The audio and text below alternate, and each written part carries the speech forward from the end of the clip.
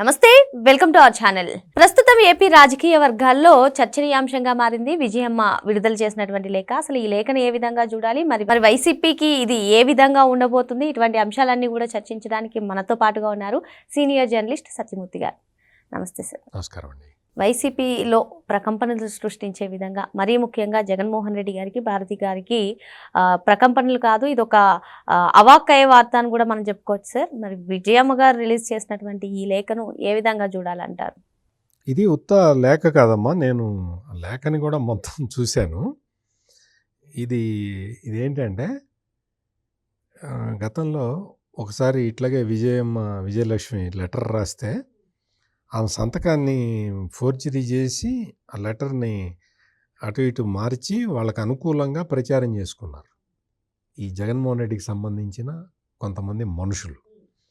అందుకని విజయలక్ష్మి ఈసారి ఏం చేసిందో తెలుసా?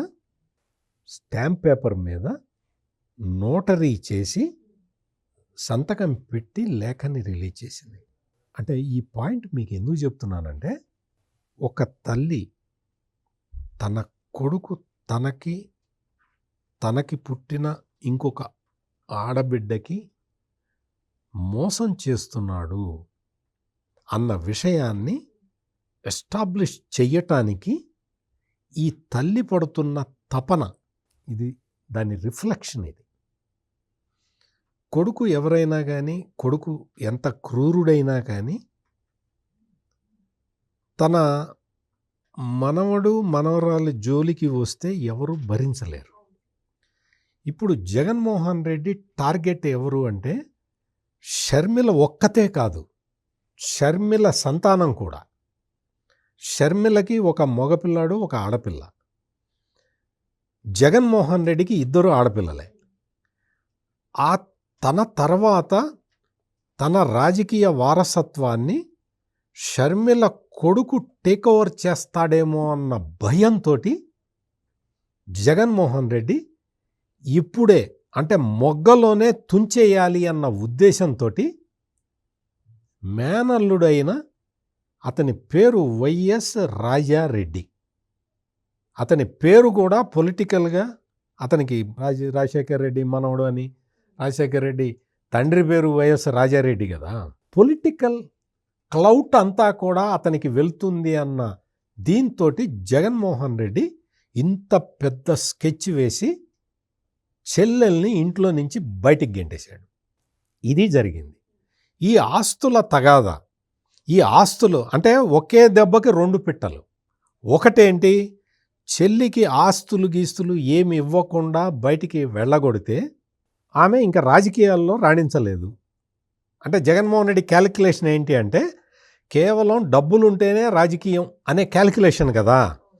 అందుకని షర్మిలకి డబ్బులు లేకుండా చేస్తే ఆ అమ్మాయి రాజకీయం చేయలేదు అనేది ఒక ప్లాను. రెండో ప్లాన్ ఏంటి అంటే, ఎట్ ది సేమ్ టైం ఆమె కొడుకు రాజకీయాల్లోకి వచ్చే వీలు లేకుండా చేయటం.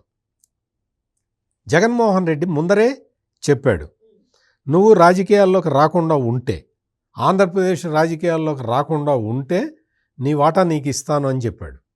అందుకని షర్మిల వెళ్ళి తెలంగాణలో పార్టీ పెట్టుకున్నది.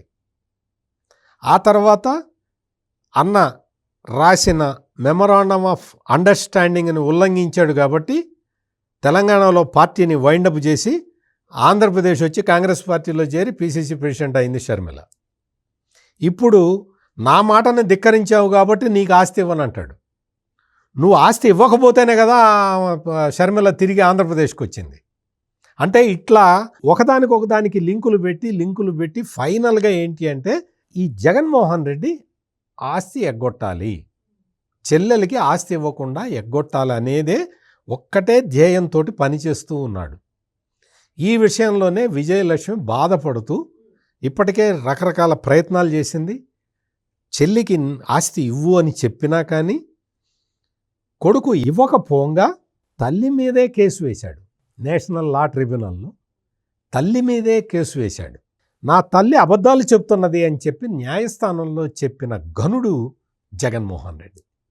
నా తల్లి అబద్ధాలు చెప్తున్నది, నా తల్లికి నేను చెప్పింది ఇది, ఆమె చేసింది ఇది అని చెప్తూ ఉన్నాడు. నా చెల్లెల మీద నాకు ప్రేమే లేదు అని చెప్తూ ఉన్నాడు, ప్రేమ తగ్గిపోయింది అని చెప్తూ ఉన్నాడు. వీటన్నిటికన్నా విజయలక్ష్మి ఈ రోజున ఈ నోటరీ అఫిడవిట్ తోటి చెప్పదలుచుకున్నది ఏంటో తెలుసా? ఎంత దారుణమైన డెవలప్మెంట్ జరిగిందో చెబితే మీరు ఆశ్చర్యపోతారు. ఈ జగన్మోహన్ రెడ్డి పొద్దుటూరు మాజీ ఎమ్మెల్యే రాచమల్లు శివప్రసాద్ రెడ్డి, మాజీ ఎమ్మెల్సీ సతీష్ రెడ్డి, వీళ్ళిద్దరితో సపరేట్ ప్రెస్ కాన్ఫరెన్సులు పెట్టించి ఏం చెప్పించాడు అంటే, షర్మిలకి తను ఇచ్చిన ఆస్తుల వివరాలు బయటపెట్టించాడు. జగన్మోహన్ రెడ్డి చెబితే తప్ప ఆ వివరాలన్నీ ఎవరికి బయట వాళ్ళకి తెలిసే అవకాశం లేదు కదా.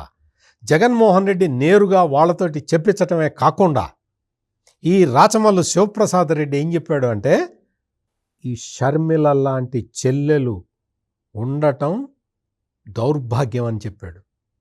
ఎవ్వడు కూడా తోడబుట్టిన చెల్లెల్ని ఒక దౌర్భాగ్యురాలు, ఒక నీచురాలు, ఒక అధమురాలు అని అనడు. ఎవ్వడు ఏ అన్నా అనడు. అటువంటి పదాలని వాడి షర్మిలని ఒక విలన్లాగా చూపిస్తూ ఉంటే తట్టుకోలేక విజయలక్ష్మి రాసిన పత్రం ఇది ఉత్త ఓపెన్ లెటర్ కాదు, ఇది ఆమె రాసిన వీలునామా. అందుకనే నోటరీ చేయించింది, స్టాంప్ పేపర్ మీద నోటరీ చేయించింది. అంటే దీని అర్థం ఏంటి? ఇట్లా ఎందుకు చేసిందో తెలుసా? డౌటు. ఏం చేస్తాడో, భవిష్యత్తులో తనని ఏం చేస్తాడో అన్న భయం. సార్, ప్రజెంట్ విజయలక్ష్మి గారు ఈ లేఖ విడుదల చేయడం, సో విజయలక్ష్మి గారికి ప్రాణహాని ఉందంటారా? అదే ఇప్పటిదాకా నేను చెప్పింది. ఆ భయంతో ఆమె నోటరీ చేయించిన స్టాంప్ పేపర్ మీద రిలీజ్ చేసింది. ఆ భయంతో ఎంత దారుణం. ఒక తల్లి తన కొడుకును చూసి భయపడుతున్నది అంటే, వైఎస్ఆర్ కాంగ్రెస్ పార్టీలో ఉన్న కార్యకర్తలు, నాయకులు ఒకసారి ఆలోచించుకోండి. సొంత తల్లి, కన్న తల్లి భయపడుతూ ఉన్నది. మీరెంత? ఆఫ్టర్ ఆల్ ఈ రాచమల్లు శివప్రసాద్ రెడ్డి, ఆ సతీష్ రెడ్డికి చెప్తున్నా, మీకన్నా ముందు ఇవే వివరాలని ఎవరు చెప్పారు? విజయసాయిరెడ్డి చెప్పాడు. హైదరాబాదులో ప్రెస్ కాన్ఫరెన్స్ పెట్టి విజయసాయిరెడ్డి చెప్పాడు. ఈ రోజున విజయసాయిరెడ్డి ఎక్కడున్నాడు? ఆలోచించుకో శివప్రసాద్ రెడ్డి, ఆలోచించుకో సతీష్ రెడ్డి. మీరు ఈ రోజున వచ్చి జగన్మోహన్ రెడ్డి మాకు ఒక బాధ్యత అప్పగిచ్చాడు, మేము చేస్తున్నాం అని మీరు గర్వంగా ఫీల్ అవుతున్న ఈ క్షణంలో మీకు విజయసాయిరెడ్డి ఎపిసోడ్ని నేను కావాలనే గుర్తు చేస్తున్నా. ఎక్కడున్నాడు విజయసాయిరెడ్డి?